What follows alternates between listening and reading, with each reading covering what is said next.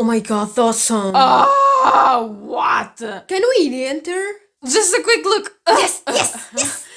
This is so cool. Why don't we have things like this in our country? Yeah. Why Shadow and Bone is good? And the TV show is even better. Oh yeah. Is the Shadow and Bone story something even good? It is. Why do we like Shadow and Bone? It's about Alina Starkov, an orphan girl by the war, that lives in a world that has this really big shadowfold full of creatures. The shadowfold really doesn't help with the war either, so there's a lot of problems there. At least in war, there are always a miracle. The Grisha. They are the people with powers, like controlling your heart, controlling the wind, controlling the fire, controlling the shadows. Like the folds, you mean? It's thanks to the Grisha that people of Ravka can cross the fold. Yeah. Or tried at least. Because even Grisha died there.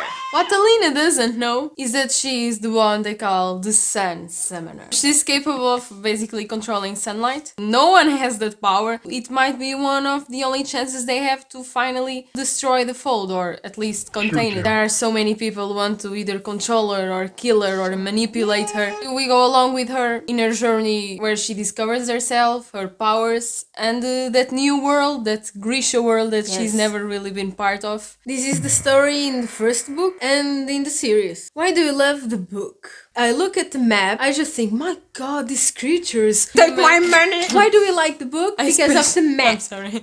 The map! I just want to see the map. Okay. Because if fantasy book doesn't have a map, god damn it!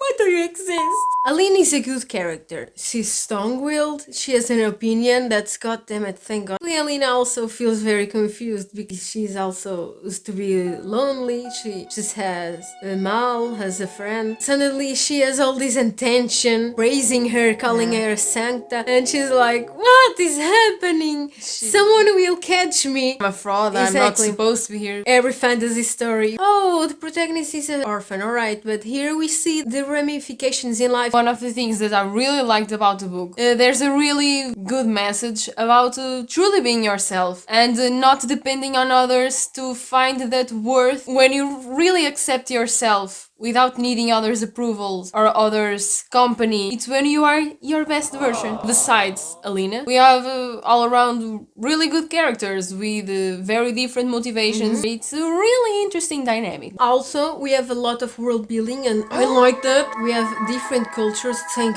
god. Russian stuff, the China and also the Scandinavia, the Fjerda. Finally refreshing. The book is pretty cool, but the TV show is better. Usually the books are always better. No? First, the TV show made a very good job doing the pacing faster than the book because we are not so much dragged into the training sessions. In the book, you really spend the whole book with her and her daily life in the little palace. Quite repetitive. And it can really limit what we explored. We have a lot of inner dialogue. That's quite interesting, but in a TV show you couldn't make that.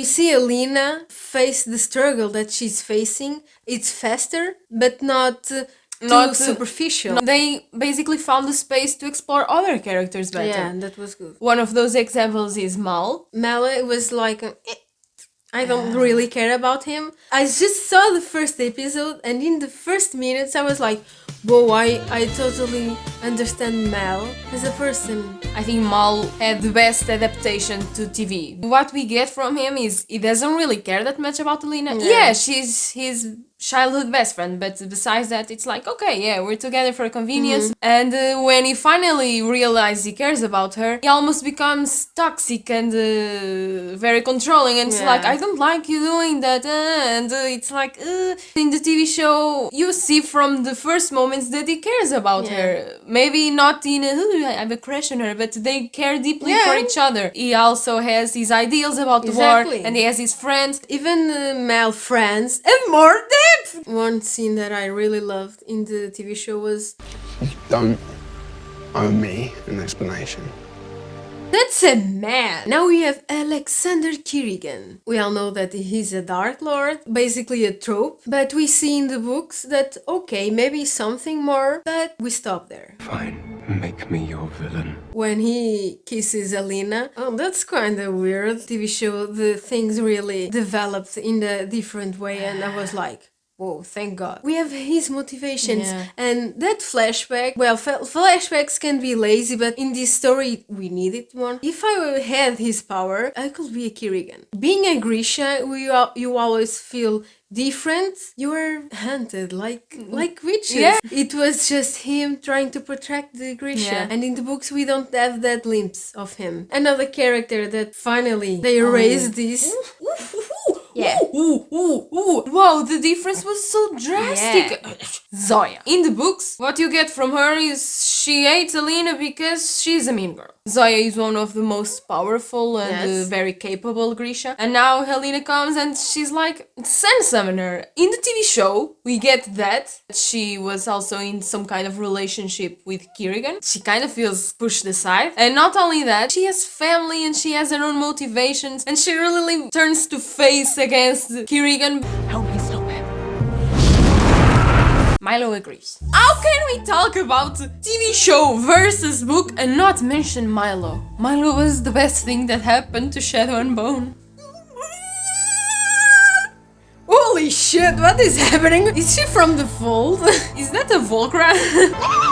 We have finally a better relationship in here between Alina and the Darkling, because they are seen more like equals and not the dominant and the submissive. When the Darkling doesn't kiss Alina and Alina does kiss the Darkling, she now thinks this is her world, so she's taking that step. Now I finally feel like I belong. And not just the Darkling, well, I find you attractive.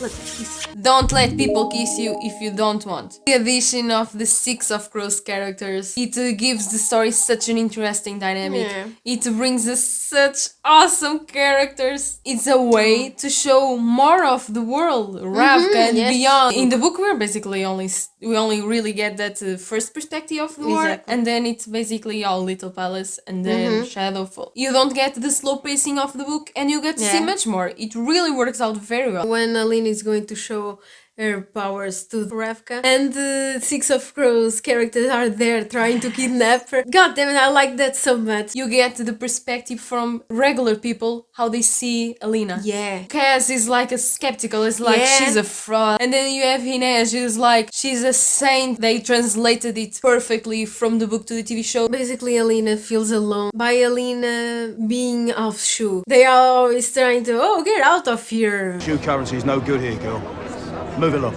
Yeah. Seriously. In the book, we feel that through her thoughts. The Darkling puts the stag antlers in her neck and starts controlling her, and she's like, seriously, that you are doing this to me? It's a violation of her body and her will. Because in the book, it's a necklace. Through her thoughts, you really feel she feels so abused and manipulated. Some people hate it. Story's full of tropes. It's true, Aline is an orphan, she's the light savior. Darkling is the Dark Lord. Which is bad. It's a fantasy book and a fantasy TV show. Yeah. So what we get? Game of Thrones comparison! Again. The setting is completely different. The characters are built in a completely different way. It's not such an ensemble cast. We don't go that deep into the politics. It is not trying to be Game of Thrones. Another problem that people don't like Shadow and Bone is, one, they add Six of Crows plot, and some people don't like Six of Crows. And second, people prefer just Six of Crows. I just like fantasy and a good storytelling, so I don't care if they mixed that or not. I think it was a good result. That also ties with another problem. People complain it's different from the book. And that can come from subtle differences, like some ways of how things unfolded. Also, you're ruining the Six of Crows characters by making them be in the show. You're ruining the story by adding the Six of Crows in there because they're doing nothing. In this case, I think they did an amazing job. Yeah. We have a nostalgia feeling that there is no more good fantasy and good TV shows and movies. See Game of Thrones and basically nothing more is not standing out. I do think we are entering a new era where fantasy is getting more space because Shadow Moon was a hit, The Witcher was a hit, Yes. The Wheel of Time is coming, the Lord of the Rings TV show, a fantasy that won't shy that much away from the fantasy elements. That's the feeling about fantasy fans. We love to explore a new world and dive deep into that. Yes, you can say it's a escaping mechanism, and it is. We like to escape to a better and fun and fantastical world. And if you learn some good lessons along the way, even better. What do you think? Will we get at least 3 seasons of Shadow and Bone? Or do you think they will have to make spin-offs? Tell us if you like Shadow and Bone, if you prefer the book, the TV show, if you prefer Six of Crows, if you don't like anything of this. If you haven't given it a chance. Give it. Why do we love this? It's an amazing story full of complex characters with a different world. Thank God. Not the medieval stuff, but I like that Russian twist. The creatures Yes. are visually terrifying. And oh my god, they're so interesting.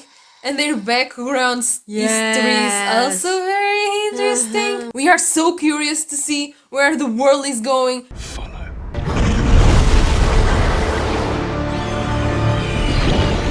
Because there are so many places and characters to explore. And the show only improved, at least in the first book. If we already enjoyed the books, man, imagine how much we will love the following seasons. Like, we really need it because they are making a really good job with this adaptation. I really, really love the message of fighting for yourself, defending your values, and really, truly believe in yourself, and you will be the best version you can be.